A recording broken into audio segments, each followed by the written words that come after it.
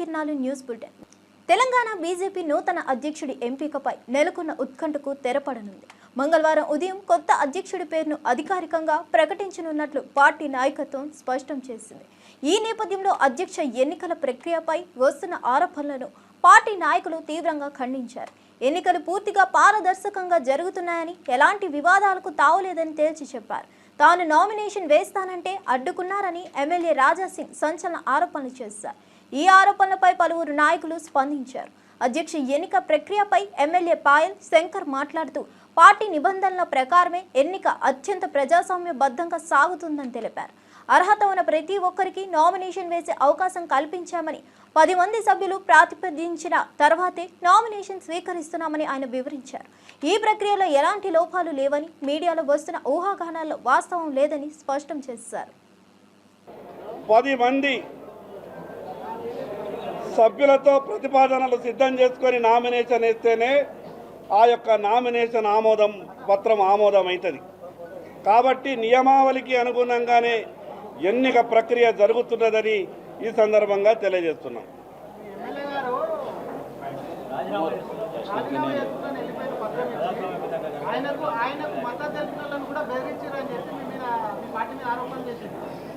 అటువంటి భారతీయ జనతా పార్టీలో అటువంటి ప్రక్రియ ఎక్కడా కూడా జరగదు.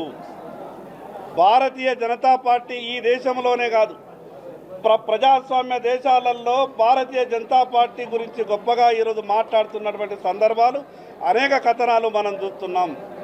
భారతీయ జనతా పార్టీ ఎంత గొప్ప పార్టీయో ఈ దేశ ప్రజలందరికీ తెలుసు.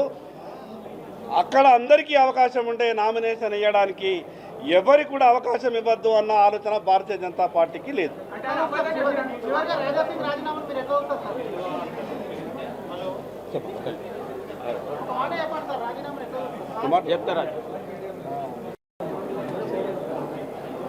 భారతీయ జనతా పార్టీ జాతీయ పరిశీలకురాలు కేంద్ర మంత్రివర్యులు శ్రీమతి శోభా కరాంజేజీ వారు రాష్ట్ర అధ్యక్ష ఎన్నిక కోసం నామినేషన్స్ స్వీకరించారు.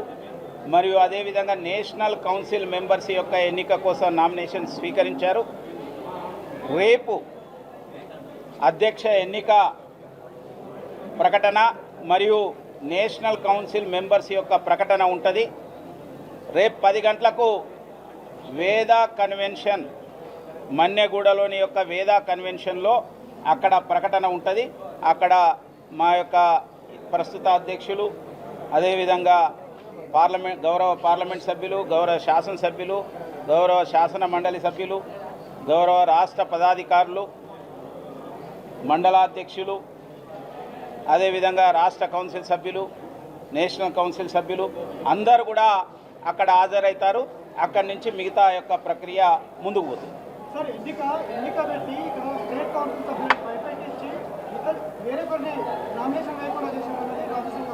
గోషామహల్ ఎమ్మెల్యే రాజాసింగ్ భారతీయ జనతా పార్టీకి రాజీనామా చేసిన అనంతరం ఎక్స్ వేదికగా సంచలన వ్యాఖ్యలు చేశారు. తెలంగాణ బీజేపీ నూతన అధ్యక్షుడిగా ఒక పేరు ప్రచారంలోకి రావడంతో రాజాసింగ్ తీవ్ర అసంతృప్తి వ్యక్తం చేస్తూ పార్టీకి రాజీనామా చేశారు. ఆయన తన రాజీనామా లేఖను పార్టీ అధ్యక్షుడు కిషన్ రెడ్డికి అందజేశారు. అనంతరం ఆయన ఎక్స్ వేదికగా స్పందిస్తూ చాలా మంది మౌనంగా ఉన్నంత మాత్రాన దానిని అంగీకారంగా భావించవద్దని పేర్కొన్నారు. నేను నా ఒక్కడి గురించే మాట్లాడడం లేదు. మనల్ని నమ్మి మన వెంట నిలిచిన లెక్కలేనంత మంది కార్యకర్తలు, ఓటర్ల తరపున మాట్లాడుతున్నారు. వారంతా ఈరోజు తీవ్ర నిరాశకు గురయ్యారని రాజాసింగ్ తన పోస్టులో పేర్కొన్నారు. నమ్మకంతో పార్టీ వెంట నడిచిన కార్యకర్తలు, మద్దతుదారులు ప్రస్తుతం తీవ్ర నిరాశలో ఉన్నారని ఆయన అభిప్రాయపడ్డారు. కిషన్ రెడ్డి గారు, మీ చేతి నుంచే ఇవాళ భారతీయ జనతా పార్టీలో నేను జాయిన్ అయినా. నేను నా రాజీనామా మీ చేతికే ఇస్తున్నా, ప్లీజ్ మీరు యాక్సెప్ట్ చేయండి అని కిషన్ రెడ్డి గారికి ఒక లెటర్ ఇచ్చి వచ్చిన, రిజైన్ లెటర్ పార్టీకి.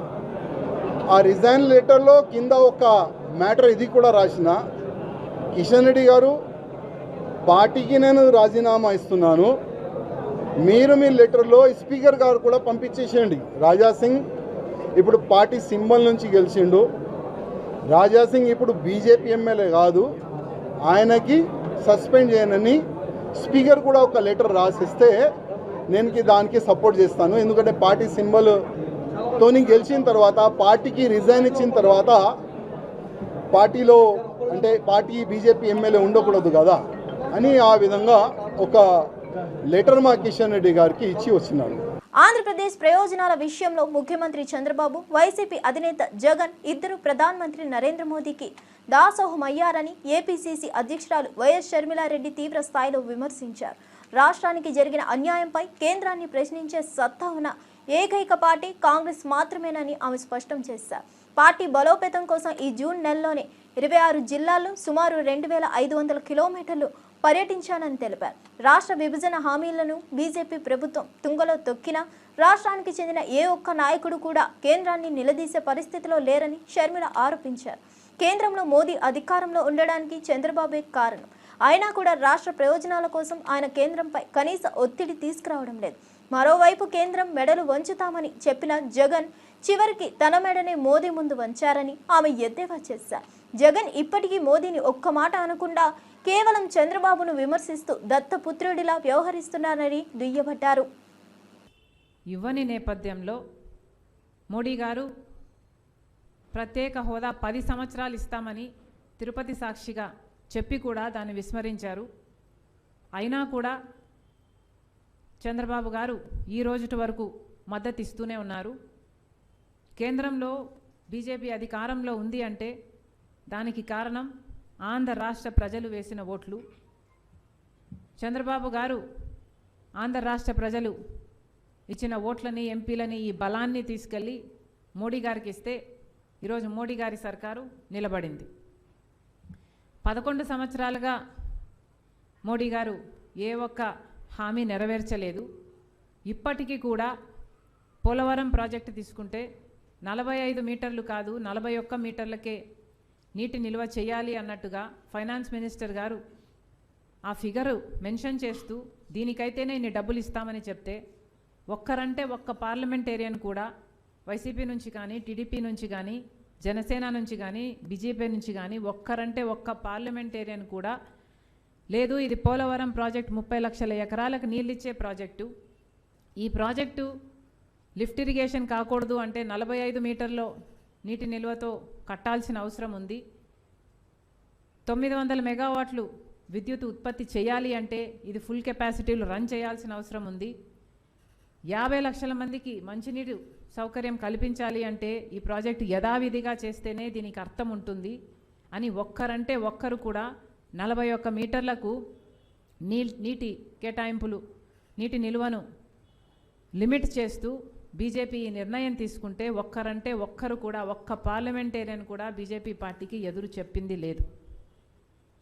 పోలవరం ప్రాజెక్టు అట్లా అన్యాయం చేస్తుంటే ఇక రాజధానికి వస్తే రాజధాని పూర్తి నిర్మాణ బాధ్యత కేంద్రానిదైతే ఇది మన విభజన హక్కు అయితే ఈ రోజు వరకు కూడా రాజధానికి సంబంధించి కేవలం అప్పులే ఇస్తారట. విశాఖ స్టీల్ అయితే ప్రైవేటైజ్ చేస్తారా, ఎప్పుడు చేస్తారు, చేయకుండా ఆపుతారా, ఏ దాని మీద క్లారిటీ లేదు. పార్లమెంటులో సైతం ప్రైవేటైజ్ చెయ్యబోము అని ఇప్పటి వరకు చెప్పలేదు. ప్రైవేటైజ్ చేస్తాము అన్న నిర్ణయాన్ని వెనక్కి తీసుకుంటున్నాము అని ఇప్పటి వరకు ఆంధ్ర రాష్ట్ర ప్రజలకు అష్యూరెన్స్ లేదు.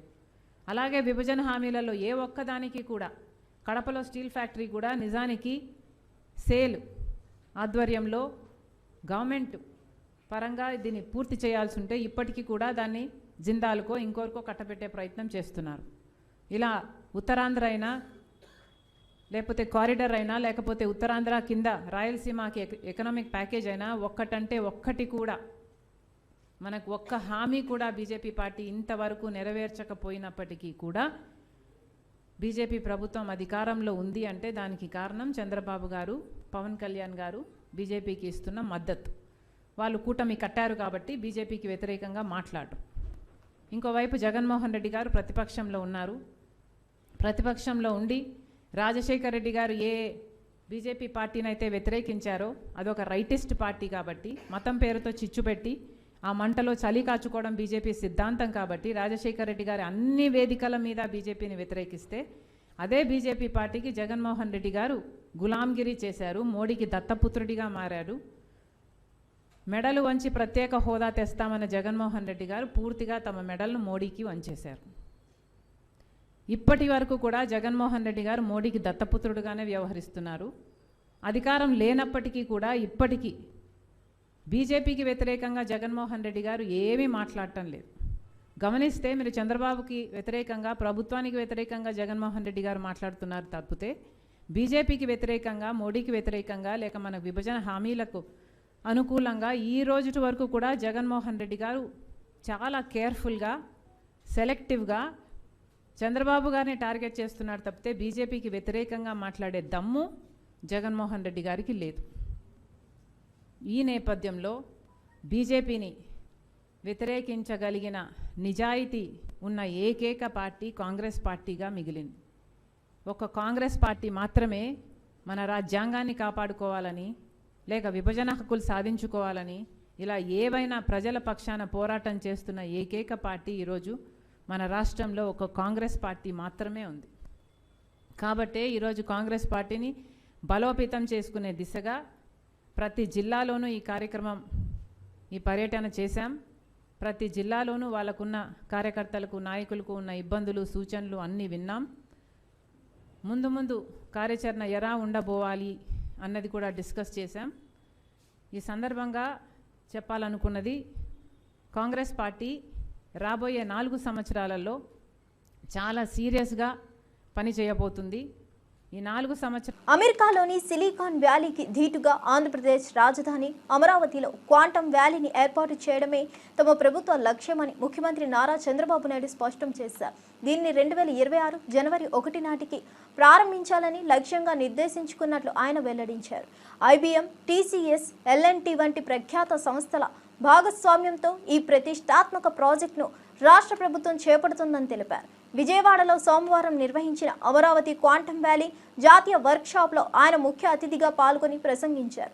ఈ కార్యక్రమానికి ఐటీ, ఫార్మా, వాణిజ్య, నిర్మాణ రంగాలకు చెందిన ప్రముఖ బహుళజాతి సంస్థల ప్రతినిధులతో పాటు కేంద్ర ప్రభుత్వ ఉన్నతాధికారులు హాజరయ్యారు. ఆంధ్రప్రదేశ్ను భవిష్యత్ టెక్నాలజీకి మార్చాలని సంకల్పంతో పనిచేస్తున్నామని చంద్రబాబు పేర్కొన్నారు.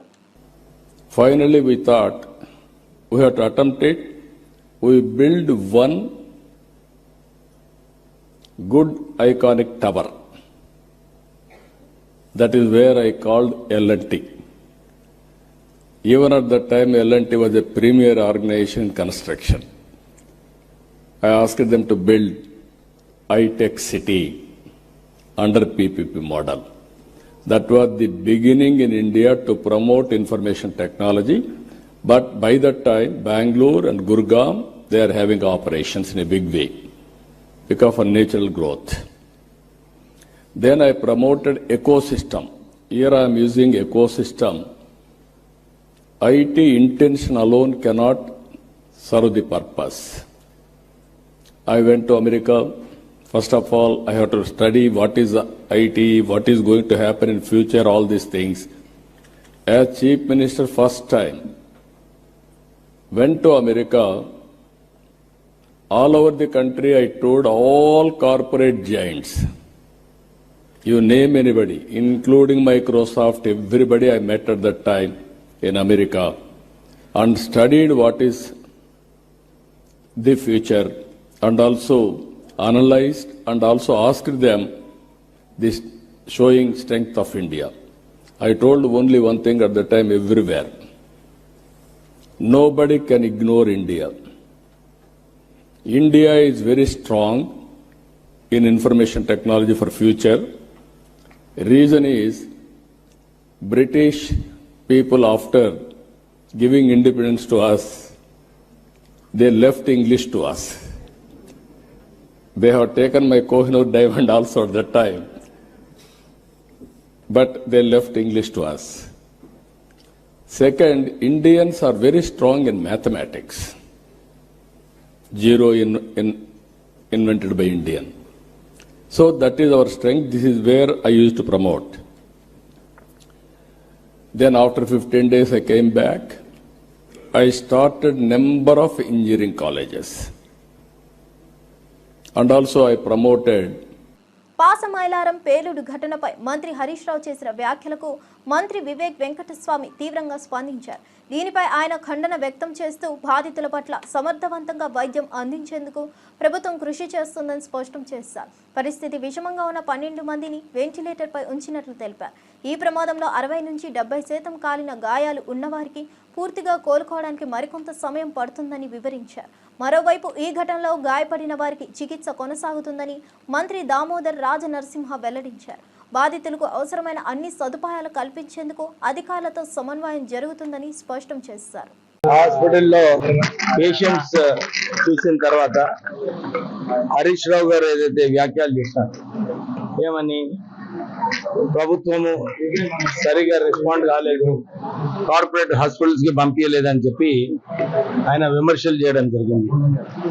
నేను అక్కడ కూడా చెప్పినాను, మళ్ళీ ఒకసారి చెప్తున్నాను, ఇలాంటి సంఘటనలో మెయిన్ ప్రాబ్లము ఎగ్జాషన్ ఉంటుంది, బ్రీదింగ్ డిఫికల్టీస్ ఉంటాయి, డిహైడ్రేషన్ ఉంటుంది.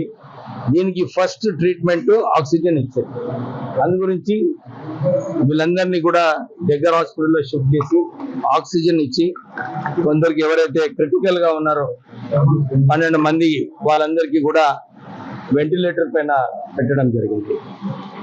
చాలా మంది బర్న్స్ తో ఉన్నారు. ఎవరైతే 60-70% బర్న్స్ ఉన్నాయో వాళ్ళందరూ కూడా క్రిటికల్ స్టేజే ఉంటుంది. 3-4 రోజులు పడుతుంది నిజంగా అసెస్ చేయడానికి. తక్కిన వాళ్ళందరూ కూడా ఇక్కడ ప్రత్యేకంగా ప్రణవ్ హాస్పిటల్లో వాళ్ళందరికీ 20 నుంచి 25% వరకు బర్న్స్ ఉన్నాయి. వారు ఇక్కడ చాలా కంఫర్టబుల్ గా ఉన్నారు. వారికి ట్రీట్మెంట్ ఇప్పించి ఎవరికైతే అవసరమో డెఫినెట్లీ వాళ్ళందరికీ కార్పొరేట్ హాస్పిటల్స్ వెళ్ళి పంపించి వాళ్ళకి సరైన ట్రీట్మెంట్ కల్పిస్తాం. ఎవరు కూడా దీంట్లో రాజకీయం చేసేది అవసరం లేదు. దీంట్లో ఈ సంఘటనకి ఎంక్వైరీ చేసి మేనేజ్మెంట్ తప్పులు ఏమైనా ఉంటే, నిర్లక్ష్యం ఉంటే డెఫినెట్లీ వాళ్ళ పైన చర్యలు తీసుకోవడానికి రాష్ట్ర ప్రభుత్వం ముందు ఉంది. ఈరోజు పొద్దున జరిగిన సంఘటనలో 21 మందిని ప్రణామ్ హాస్పిటల్ తరలించడం జరిగింది. 2 మరణించింది. మిగతా అందరు ఎవరు కూడా ఈ హాస్పిటల్ మాత్రం ఎవరు కూడా సీరియస్ లేరు. బహుశా 4-5 రోజుల్లో డిశ్చార్జ్ అయిపోతుంది. పేషెంట్స్ చిత్తగాత్రులు, ఒకటి ధ్రువ హాస్పిటల్, ఒకటి ప్రణామ్ హాస్పిటల్. ధ్రువ హాస్పిటల్ నుంచి కూడా 2-3 పేషెంట్స్ ని అపోలోకు తరలించారు. Thank you. దక్షిణాసియాలోని మొట్టమొదటి క్వాంటమ్ కంప్యూటింగ్ వ్యాలీగా అమరావతిని అభివృద్ధి చేస్తామని టెక్నాలజీ మంత్రి నారా లోకేష్ ప్రకటించారు. ముఖ్యమంత్రి చంద్రబాబు నేతృత్వంలో సాంకేతిక విప్లవానికి 2వ చాప్టర్గా ఇది మారనుందన్నారు.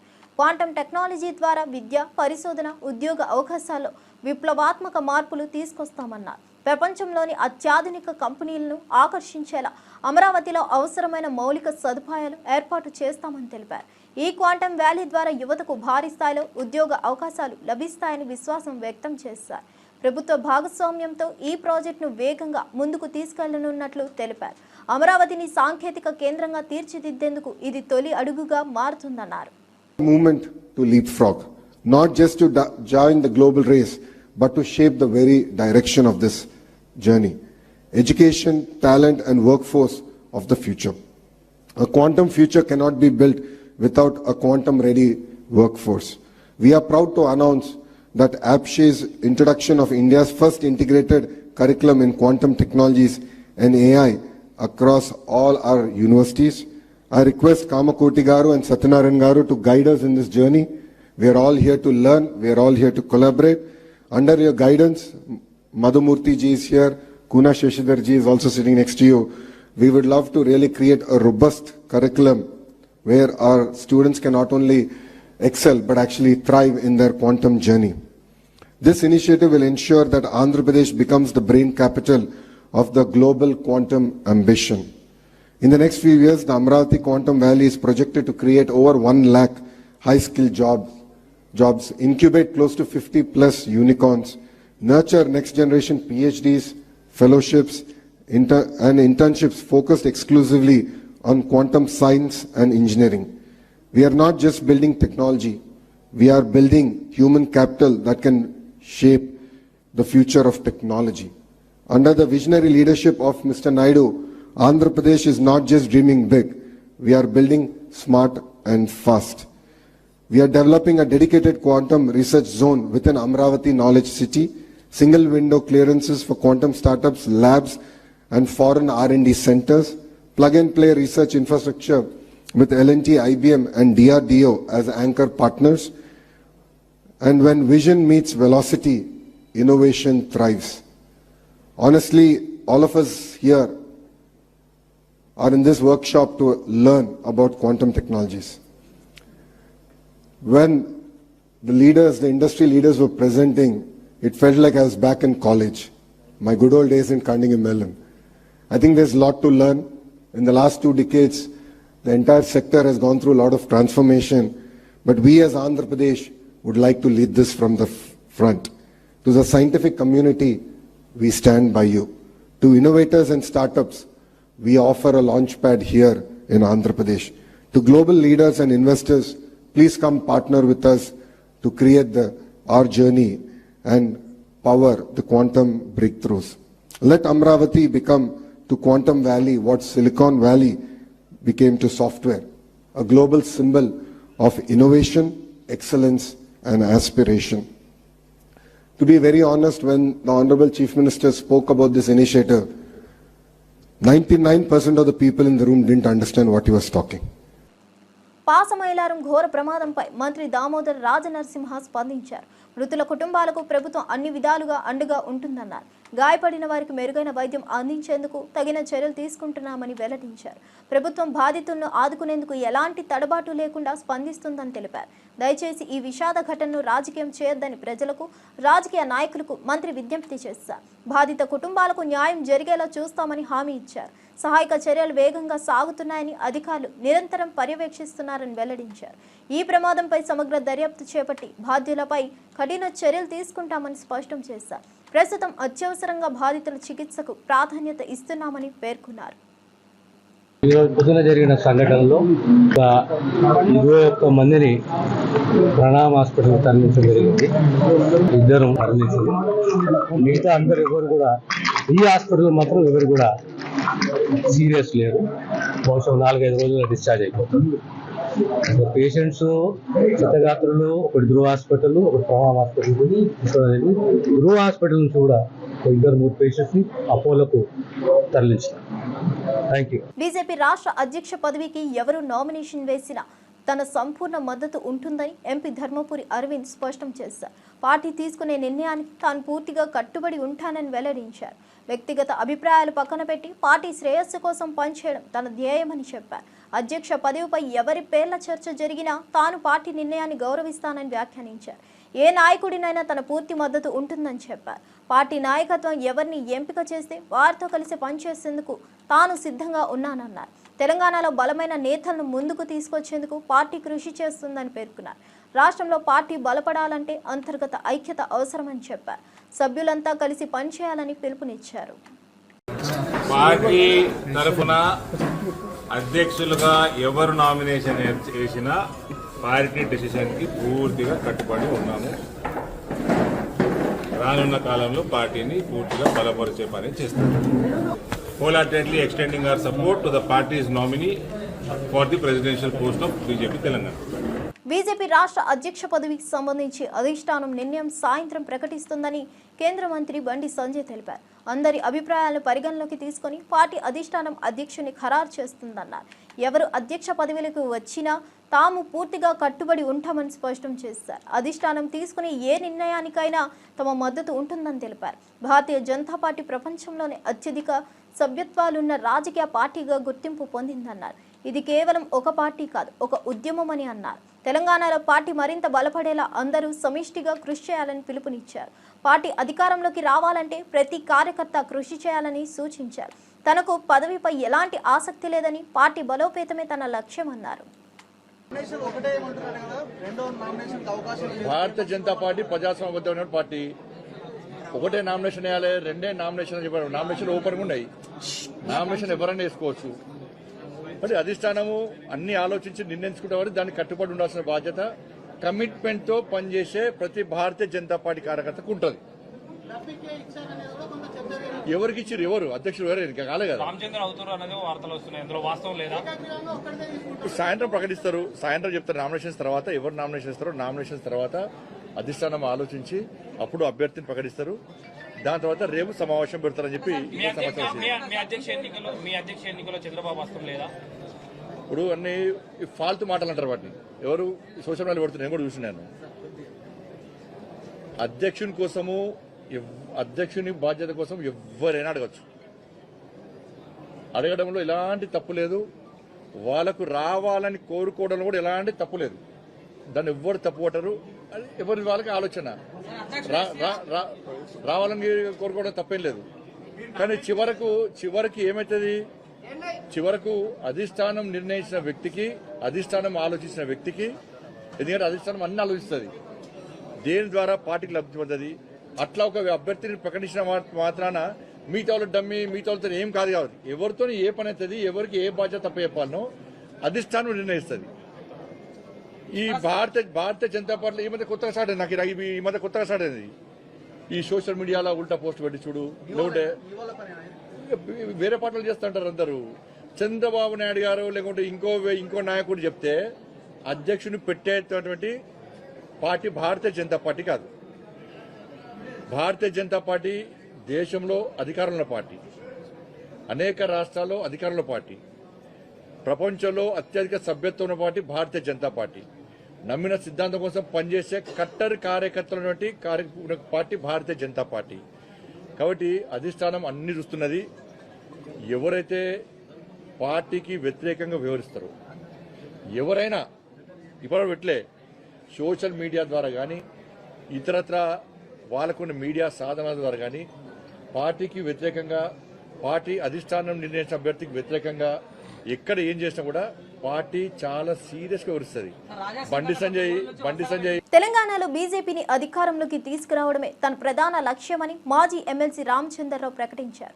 తన పేరును అధికారికంగా ఇప్పటికీ ప్రకటించలేదు, కానీ పార్టీ జాతీయ అధిష్టానానికి కృతజ్ఞతలు తెలిపారు. చిన్నవాళ్ళు, పెద్దవాళ్ళు, కార్యకర్తలతో కలిసి పనిచేస్తానని స్పష్టం చేశారు. బీజేపీ బలోపేతానికి ఏ స్థాయిలో అయినా కృషి చేస్తానని తెలిపారు.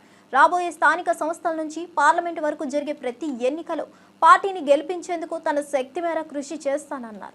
తెలంగాణలో బీజేపీకి మంచి అవకాశాలున్నాయని చెప్పారు. పార్టీలోని అంతర్గత ఐక్యతతో ముందుకు సాగాలని సూచించారు. తనకు ఇచ్చే ప్రతి బాధ్యతను నిష్ఠగా నిర్వర్తిస్తానని హామీ ఇచ్చారు. పార్టీ బలోపేతం కోసం అన్ని వర్గాలతో సమన్వయం చేస్తానన్నారు. జాతీయ అధిష్టానం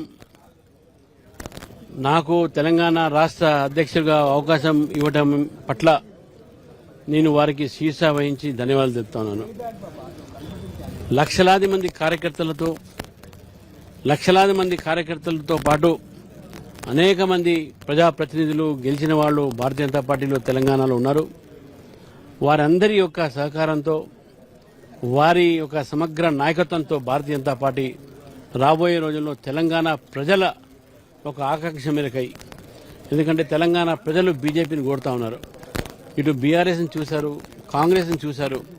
ఈ రెండు పార్టీల పట్ల ప్రజలకు ఈరోజు వాళ్ళ మీద విశ్వాసం కోల్పోయి బీజేపీ పట్ల చూస్తున్నారు. కాబట్టి బీజేపీ రేపు తెలంగాణలో అధికారం కైవసం చేసుకో దిశలో పనిచేయాలని చెప్పేసి పంచాయత్ నుంచి పార్లమెంటు దాకా, అంటే లోకల్ బాడీ ఎన్నికల నుంచి మున్సిపల్ ఎన్నికల నుంచి జనరల్ ఎలక్షన్స్ దాకా కూడా భారతీయ హైడ్రా అధికారులు చేపట్టిన కూల్చివేతలపై కాంగ్రెస్ ఎమ్మెల్యే అరికపూడి గాంధీ తీవ్రంగా స్పందించారు. సున్నం చెరువు వద్ద పేదల ఇండ్లను కూల్చడాన్ని ఆయన తీవ్రంగా ఖండించారు.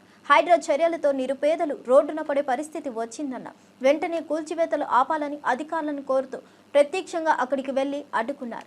అధికారుల తీరుపై గాంధీ ఆగ్రహం వ్యక్తం చేశారు. పేదల ఇల్లు కాపాడడం తన బాధ్యత అని స్పష్టం చేశారు. ప్రభుత్వానికి వ్యతిరేకంగా అధికారులు చర్యలు తీసుకుంటున్నారని విమర్శించారు.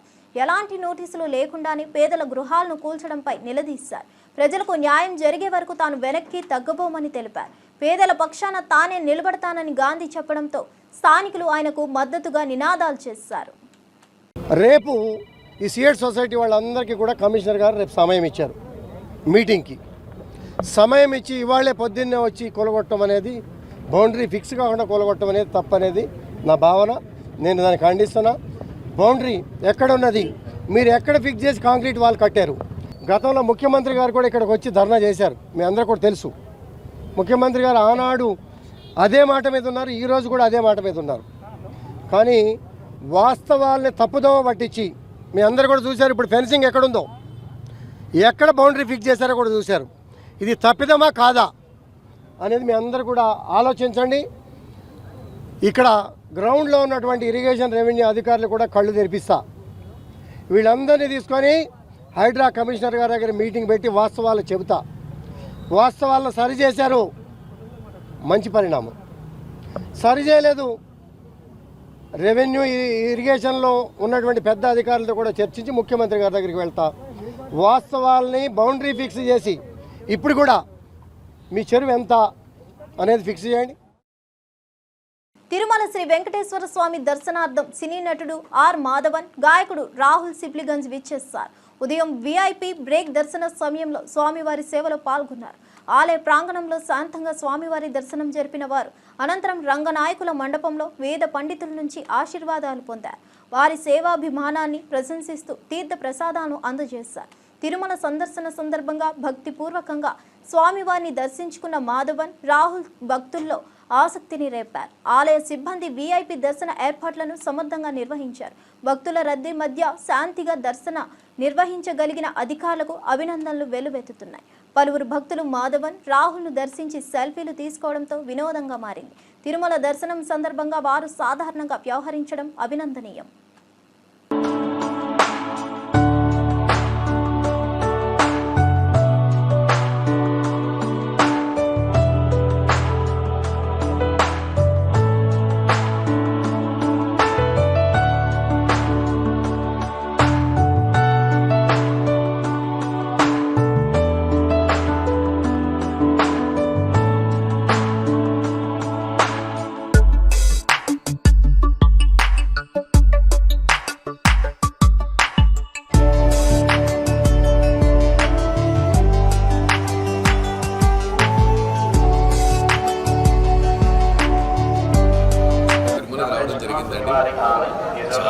చాలా అద్భుతంగా దర్శనం జరిగింది. సో చాలా హ్యాపీగా ఉంది, చాలా సంతోషంగా ఉంది, మనసు చాలా ఆహ్లాదంగా ఉంది. Came with my parents. So మదర్ని తీసుకొని వచ్చా, ఫ్రెండ్ తమ్ముళ్ళతో వచ్చా, చాలా హ్యాపీగా ఉంది. Thank you so much. మొన్ననే హరిహర వీరమల్లిలో వాడాను సార్, కొల్లగొట్టిన సాంగ్. బట్ ఏదైనా సాంగ్స్ పాడితే లీక్ చేసే రైట్స్ మాకు ఉండదు. సో నెక్స్ట్ డెఫినెట్లీ మనం వెయిట్ చేయాల్సింది. దేవుడి పాటలను పాడే అవకాశం 100% చాలా పాడుతూ ఉంటాను. దేవుడి పాటలు, అయ్యప్ప స్వామి పాటలు, చాలా పాటలు పాడుతూ ఉంటాను. మరిన్ని అప్డేట్స్ కోసం చూస్తూనే ఉండండి రవికిరణాలు న్యూస్.